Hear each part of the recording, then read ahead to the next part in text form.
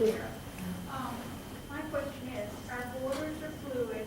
We have unconstitutional federal agencies and departments telling Texas what we can and can't do, which is negatively affecting Texas citizens.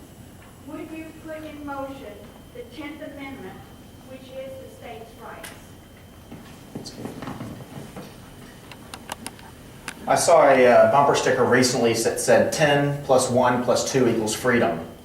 And I think the people in this room are going to get what that means. We do have to fight back against an overreaching federal government. I mentioned the nullification of Obamacare that South Carolina is doing right now. We've got to take a stand here. Constitution's a contract between the states and the federal government. If they're violating their end of the contract, they're not going to come up and say, oops, my bad. It's up to us to stand up and do that. So we absolutely need to do that. We need to protect the private property rights of the ranchers inside the border, even if there's some dispute over whether we have the authority to enforce the international border line. We do have a duty to protect those ranchers' private property from trespass and destruction. Thank you.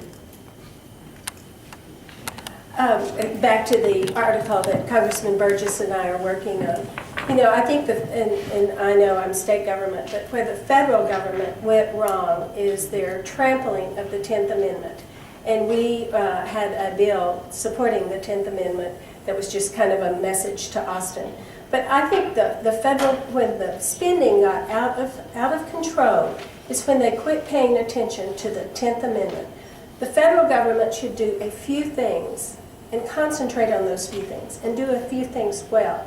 I see no reason in this day and age with the internet service and communication so fluid. Why do we need Department of Education in DC telling us what we're doing wrong? No, I trust our teachers here in Texas. We want local control. We don't need DC telling us how to do this. Why do we need the Environmental Protection Agency worrying about a lizard out in Odessa and trying to... Now we move to the close. Representative Crownover, you have the first 2 minutes.